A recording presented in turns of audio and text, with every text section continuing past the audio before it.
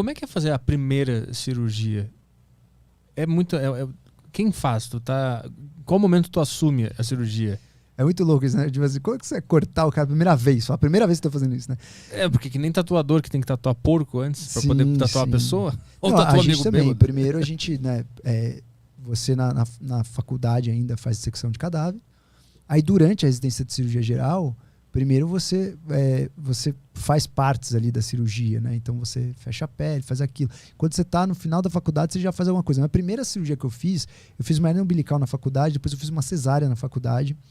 Então, você vê, entra junto, acompanha, chega uma hora, puta, faltou o cara, o outro ficou doente, não tem ninguém, vai tu mesmo. Uhum. Então você tem que estar nessas horas, aquele ponto cego, assim, sabe? Tipo, cara, você tem que ficar ali urubuzando o tempo inteiro pra ver melhor você do que não fazer, entendeu? Uhum. Quando faltar alguém, eu E tô obviamente aqui. Você tem que ter responsabilidade de ter estudado anatomia, de ter que ter visto tudo. Se você puder, né, de uma forma legal, entrar com uma pessoa que saiba mais que você, melhor ainda. Uhum. Então o ideal é que você tenha um tutor ali do teu lado, cara, falando, vai, faz aí que eu tô aqui. Qualquer coisa, se você não souber, eu assumo. Uhum. Então, essa forma é muito bacana. Na residência de cirurgia geral é assim, a gente aprende cirurgia geral. Então tem muita cirurgia de trauma. Geralmente cirurgias de madrugada em hospitais, né, mais remotos, no sentido de quanto mais próximo de um centro grande, menos acesso você tem, porque tem pós-graduando, residente de todos os níveis, então é ordem hierárquica. Uhum. Então o residente que quer operar uma coisa, ele vai operar aquela coisa.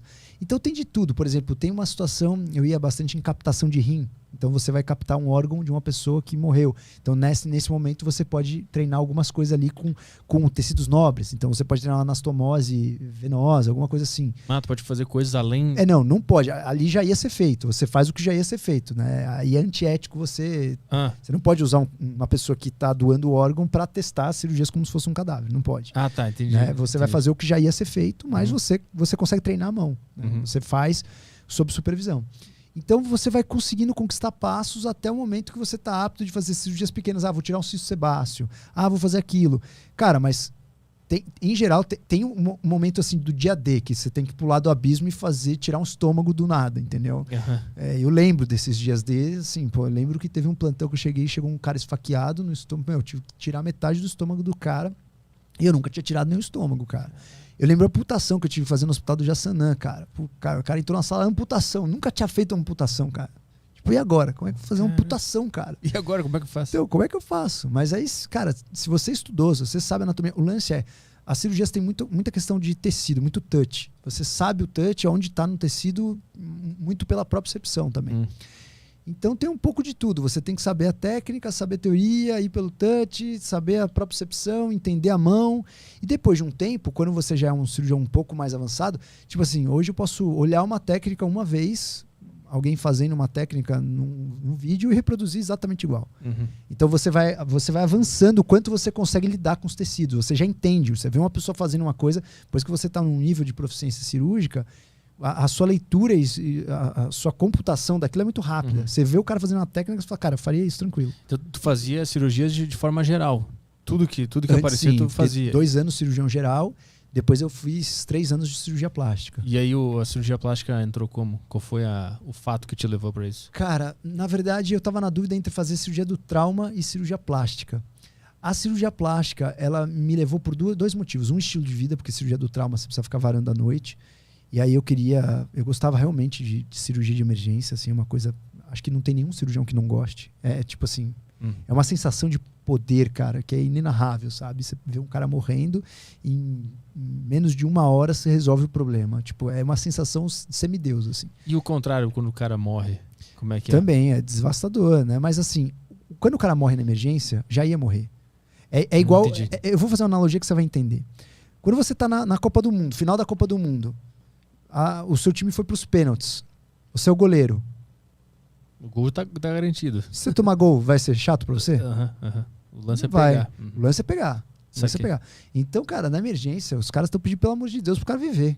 Ali, a ordem natural dos fatos ali é morrer. Uhum. Então você vira o herói, só que você fez uma cirurgia de alta complexidade, cara, num momento muito rápido, com alto poder de decisão, isso te coloca numa adrena, cara. Tipo assim, cara, é uma parada viciante, assim. Tá Qual ligado? foi a mais difícil que tu fez? Cara, Mais difícil. É que a mais difícil não é a cirurgia de emergência. É isso que eu falo. A cirurgia de emergência você não tem responsa. Pra mim, hoje, a mais difícil é operar a mulher. Hoje o que eu faço, que é loucura. Você abre um nariz que já é bonito, uma mulher maravilhosa, linda, conhecida, com 1 trilhão de seguidores, ela quer no dia seguinte postar um stories. Isso pra mim é difícil, cara. Mas dentro das de emergência, qual foi que te marcou mais? Cara, de emergência, eu acho que uma das que mais me marcaram foi essa do estômago, que realmente foi um desafio e foi uma loucura, porque foi uma madrugada que eu passei. E aí chegou esse paciente com uma facada no estômago, fiz uma gastrectomia, tirei o estômago dele. E no dia seguinte, eu tinha já na cirurgia eletiva a minha primeira gastrectomia por um câncer gástrico, que eu ia fazer a primeira gastrectomia. Olha que loucura. Eu ia fazer a primeira, então já tinha tudo estudado. Às vezes tem umas coisas no mundo que acontece que você não tem explicação, né, cara? Tem umas coisas na vida que assim, parece que o negócio é Truman Show. Mas eu já tinha estudado tudo, já tava com tudo na ponta do lápis, todos os passos ali, cara, sabendo tudo que eu ia fazer, porque no dia seguinte eu tinha a minha primeira gastrectomia, que eu ia tirar um câncer de estômago no hospital de Guarulhos, HGG. E aí chegou esse paciente com um ferimento justamente, cara, na mesma área, sabe, cara? Era a mesma cirurgia que eu tinha que fazer. Eu não acreditei, falei, não é possível, cara. Cara, então, e quando chega um caso assim, eles falam o motivo do que aconteceu ou não, faz a cirurgia e deu aí? Não. Fala, foi uma briga de bar? Foi depende de quem traz, mas vem geralmente com polícia, né? Geralmente vem o caos todo. Né? Nesse caso era o quê? Cara, esse caso era briga, geralmente assim, facada, geralmente ou briga entre irmãos, eu não me lembro assim o contexto qual era a briga, mas era briga. Eu me lembro que eu peguei muitos casos aqui na Santa Casa repetitivos. Eram brigas de uma colônia boliviana. Os irmãos bolivianos, eles davam facada um no outro, cara. Então, eu peguei uma sucessão de casos de bolivianos imigrantes que, cara, os caras se davam facada e toda semana chegava um faqueado lá, boliviano. E outro caso que eu peguei muito comum tinha, ali perto da Santa Cecília, nessa época, tinha um trans assaltando alguns pedestres com um punhal. E ele dava a facada, e esse era cruel, velho. Porque a faca, ela era estreita. Então, quando você olhava o paciente na emergência, parecia que não tinha acontecido nada. Era um cortinho assim, sem sacanagem. 1,5 cm. Só que era um punhal. Esses caras vinham estraçalhados por dentro, cara. Pegava tudo, cara. Então, teve um desses caras que morreu. O cara veio com um ferimento assim. E o cara pegou... Não chegou a pegar a veia cava, pegou um acessório ali, perto da veia porta. Meu cara teve um sangramento gigantesco. E como é que resolve um caso desse, quando chega um cara assim? Qual é a solução?